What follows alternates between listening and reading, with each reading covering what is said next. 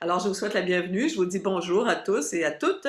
Cette rencontre, elle est organisée, je vous le rappelle, d'une part par la chaire UNESCO sur la diversité des expressions culturelles, la chaire UNESCO pour les droits de l'homme et la démocratie, l'Observatoire de la diversité et des droits culturels et enfin le CELAT, le Centre de recherche culture, art, société.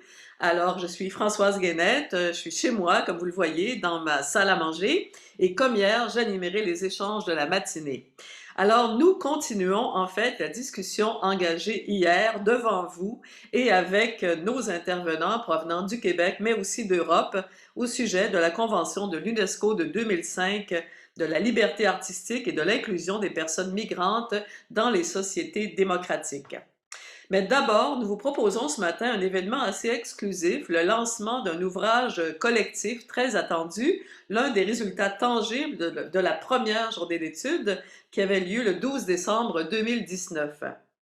D'ailleurs, si parmi les gens qui sont là déjà, si vous faites partie des 15 auteurs de cet ouvrage, des panélistes de cette première journée d'études, je vous invite à ouvrir vos caméras afin qu'on puisse vous saluer.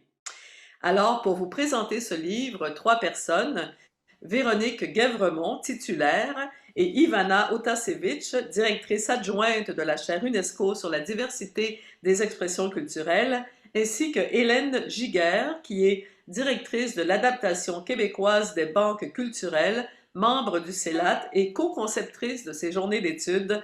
Alors, je les invite toutes les trois à prendre la parole. Vous les voyez maintenant à l'écran. C'est à vous. Madame Guèvremont d'abord. Merci beaucoup. Bonjour à toutes et à tous. C'est un plaisir de vous retrouver ce matin pour la suite de notre journée d'études et je tiens à souhaiter la bienvenue à celles et ceux qui n'étaient pas là hier et qui se joignent donc à nous aujourd'hui pour ce deuxième segment de notre événement.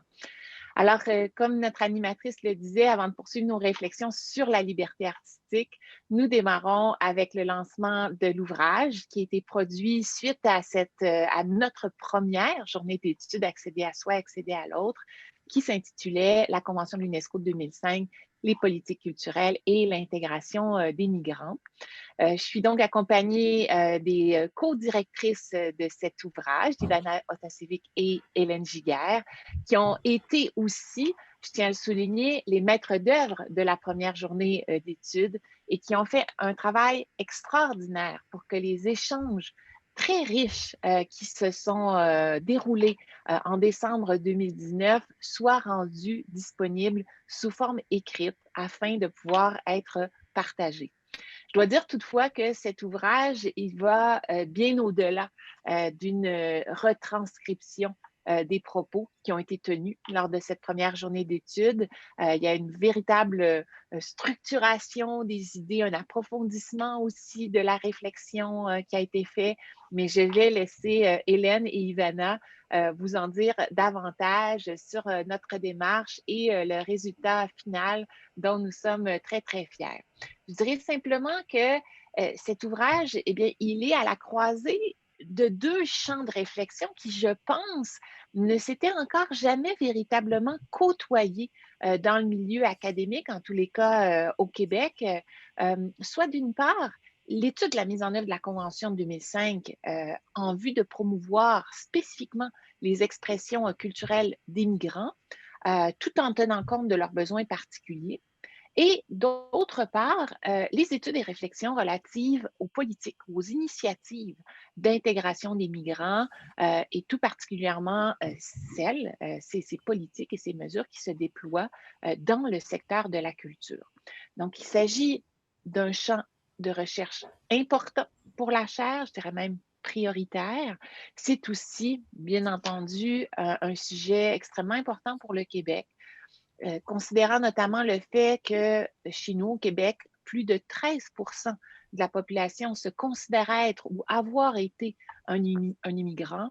Il va de soi que la protection et la promotion des expressions culturelles de cette importante partie de la population paraît indispensable aujourd'hui à la cohésion sociale et au respect mutuel entre les différentes cultures qui composent aujourd'hui la société québécoise. Alors, nous sommes très fiers de vous présenter cet ouvrage et sans plus tarder, je passe la parole à Ivana et à Hélène pour vous en dire davantage. Merci. Bonjour tout le monde. C'est un grand plaisir de vous retrouver aujourd'hui pour cette deuxième matinée de la deuxième édition des Journées d'études. Moi, je vais d'abord vous parler de l'ouvrage, ou plutôt sur sa démarche. En fait, la journée et l'ouvrage sont vraiment à l'image d'un objectif qu'Ivana, Véronique et moi nourrissions dès le départ.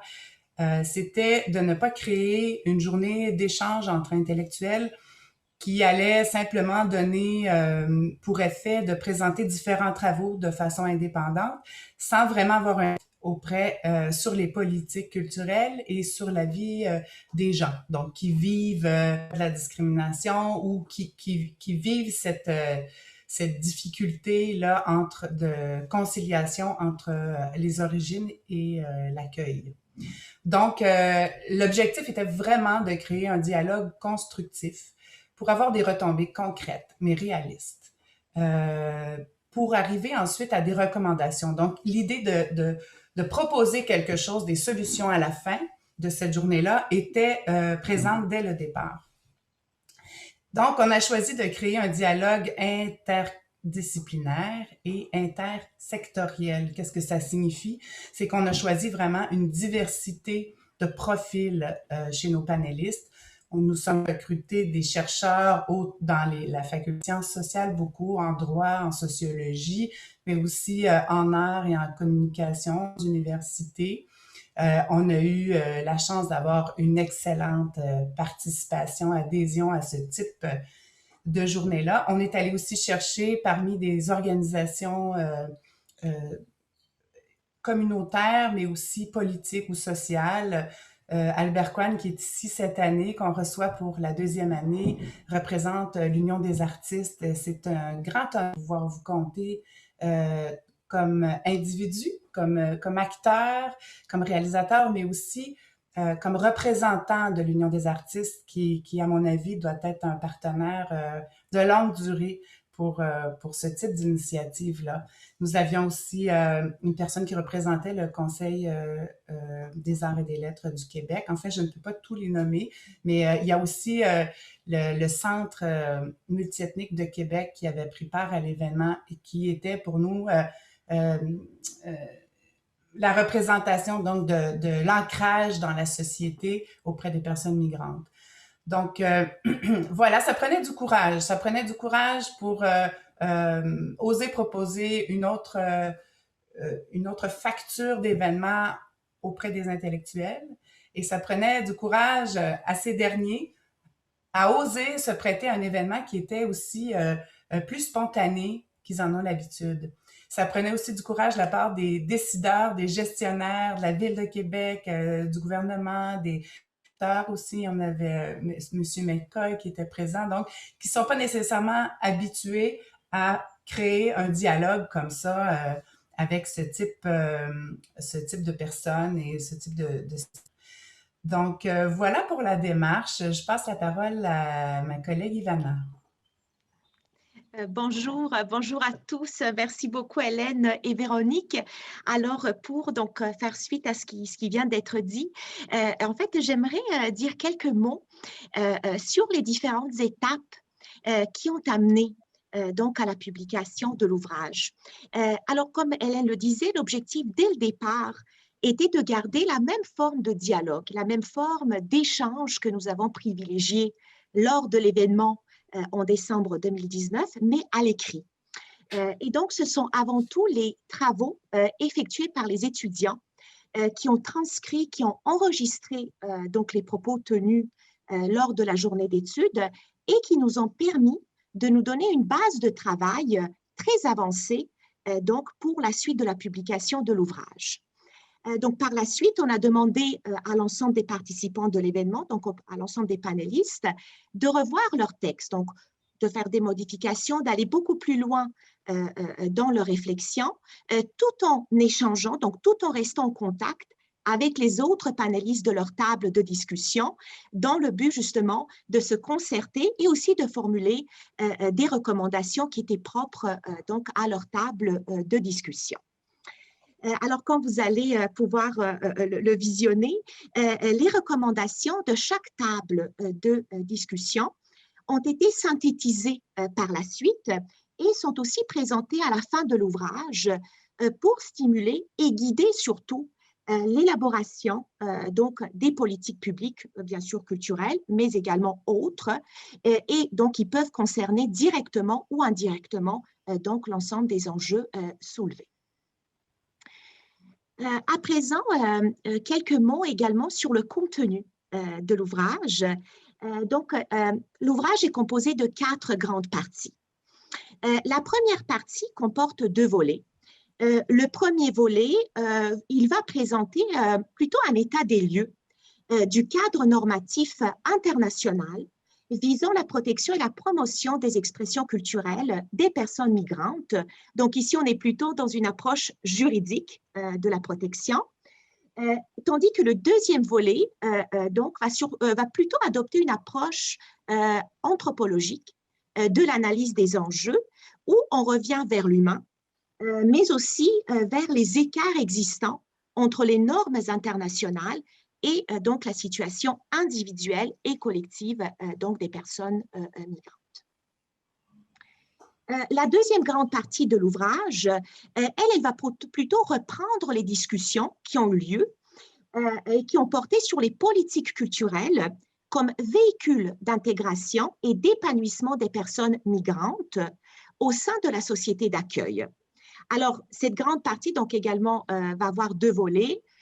Dans un premier volet, donc 2 chapitres si vous voulez, donc dans un premier volet, on va aborder la question de la participation des personnes migrantes à la vie culturelle de la société d'accueil, tandis que le deuxième volet, donc un deuxième chapitre, va s'intéresser au statut des artistes migrants au sein donc des sociétés d'accueil.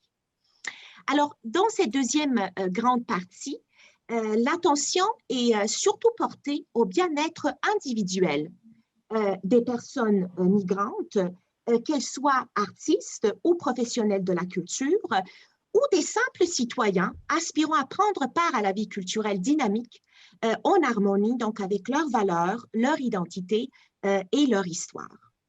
Alors Hélène, je te laisse continuer au niveau du contenu. Ensuite vient la troisième partie qui correspond au deuxième axe de la journée d'études. Dans cette troisième partie, on retrouve deux thématiques de discussion. Les deux se rassemblent parce qu'elles portent sur les politiques culturelles comme source de renforcement du dialogue interculturel entre les personnes migrantes et la société d'accueil. Donc, à ce moment-là, on s'est centré, la première partie, la partie précédente plutôt, se centrait sur l'individu. Maintenant, on s'est centré plutôt sur le bien-être collectif, tout en abordant les dissensions, les connivences, les processus qui sont à la fois culturels et normatifs. Une première partie, donc, un premier volet, qui traite plus particulièrement de la réciprocité dans l'accès à l'autre. Donc, un accès à l'autre qui soit mutuel. Donc, ce n'est pas seulement à la personne migrante à essayer d'aller vers la société, mais il doit aussi y avoir des passerelles qui le facilitent. La deuxième partie s'intitule « La composition d'un nous ». Et elle ose prendre certaines positions face au radicalisme, au nationalisme, et elle discute d'une façon critique la notion de dialogue et la notion de diversité. Donc, tout ça dans le but, comme je l'ai dit tout à l'heure, donc de se concentrer sur une vision collective du bien-être de l'ensemble, sans oublier ses parties. Par la suite, on arrive à la dernière partie qui présente les conclusions. Donc, il y a une certaine analyse à la fois juridique, anthropologique, philosophique, et qui nous mène directement aux recommandations qui sont le fruit des discussions et des échanges que les panélistes ont eus tout au long de ce processus Et ces échanges-là, les recommandations que chaque groupe de panélistes ont rédigées, nous ont permis de formuler une synthèse de ces recommandations que nous avons choisi de présenter de manière thématique pour, d'une part, en faciliter un début d'analyse, tant par nous que par nos lecteurs et ceux qui feront un bon usage de l'ouvrage. Et donc, je vous invite déjà à voir la page couverture, si Clémence peut nous partager son écran. Alors, voilà, c'est notre page couverture qui reprend l'affiche que nous avions choisie pour la journée. Et on peut peut-être voir déjà rapidement des matières qui présentent les différentes parties. Voilà. Et je vais agrandir mon écran. Et maintenant, ben, je passerai peut-être aux recommandations synthétisées parce que je pense que c'est d'intérêt pour notre rencontre aussi aujourd'hui. On va voir qu'il y a certains liens, il y a peut-être certaines thématiques qu'on a synthétisées dans l'ouvrage puis qui vont déjà faire objet d'un avancement dans nos réflexions de cette année. Donc, le premier cadre, je vais seulement vous lire l'intitulé parce que, comme vous le voyez, ça se développe en différents sous-points. Et donc, le cadre juridique, donc, qui consiste à réviser le cadre juridique québécois et canadien sur le statut de l'artiste, sur l'immigration, sur l'interculturalisme et qui n'a pas été entièrement défini, sur les droits et libertés. Donc voilà, ça c'est une première recommandation que notre équipe vous présente. Ensuite, la deuxième recommandation à la page suivante s'intéresse davantage aux politiques culturelles. Elle consiste à prendre en compte les conditions particulières des artistes migrants et leurs besoins dans les politiques culturelles fédérales, provinciales et municipales. Le regroupement des municipalités du Québec fait quand même un travail soutenu et excellent là, dans l'inclusion de la diversité culturelle. Mais elle a aussi besoin d'un certain renforcement à ce niveau-là. La troisième thématique de nos recommandations s'adresse plus particulièrement à l'éducation et à la formation. Elle consiste à renforcer l'implication et la représentation des artistes migrants dans les discours publics, dans l'éducation et dans les espaces de médiation. Donc, on peut penser, oui, à la formation des maîtres, aux écoles pour les plus jeunes, aussi les espaces muséaux. Donc, voilà, je vous invite à passer maintenant à la quatrième et dernière recommandation que nous avons intitulée « L'action et pour la ». Donc, il faut toujours se souvenir pour qui on travaille et c'est pour améliorer le bien-être de ces personnes-là. Donc, il consiste à corriger les biais de perception en sensibilisant la population ainsi que les institutions gouvernementales à la contribution inestimable culturelle, humaine, sociale et économique des artistes migrants à la société d'accueil. Donc, il s'agit simplement de donner davantage la parole à la diversité parmi les artistes et je pense que nous assistons actuellement à un déploiement de ce besoin-là, donc d'augmenter un peu la visibilité des artistes toutes origines confondues, qui s'exercent au Québec. Alors, je te remercie, Iris, pour Clémence, plutôt, des recommandations. Je vais passer la parole à Ivana maintenant, qui va nous parler des suites de cet ouvrage. Oui, merci beaucoup, Hélène, pour la présentation donc, de l'ensemble des recommandations. Alors, donc, à présent, je souhaite mentionner avant tout que l'ensemble de ces recommandations donc, ont pour objectif principal de guider les décideurs publics dans la prise de décision et donc dans l'élaboration des différentes mesures et politiques de nature culturelle ou autre, donc qui ont un lien direct ou un impact donc directes ou indirectes, sur les questions et les enjeux donc, qui sont abordés au sein de cet ouvrage. Alors également, cet ouvrage se veut aussi un outil pratique qui va surtout, puis on l'espère, avoir un impact concret et positif sur les décisions des différents acteurs et organismes qui sont concernés, que ce soit encore une fois des institutions publiques, mais également on pense aux membres de la société civile, aux différents organismes communautaires, également aux universitaires, donc à l'ensemble du monde académique. Donc vraiment, on pense à l'ensemble des acteurs donc, qui sont impliqués avec ces questions. Également, cette œuvre collective souhaite sensibiliser les autorités publiques à l'importance de s'engager dans l'action concrète concernant l'ensemble de ces actions, justement par la façon dont nous avons élaboré et formulé aussi donc nos recommandations. Alors, il est important de souligner que cet ouvrage souhaite initier un mouvement de réflexion qui souhaite se poursuivre dans le temps, qui souhaite évoluer et surtout qui souhaite stimuler d'autres initiatives de ce type, touchant donc les droits culturels des personnes migrantes et dans la protection et la promotion de leurs expressions culturelles donc, au sein des sociétés d'accueil.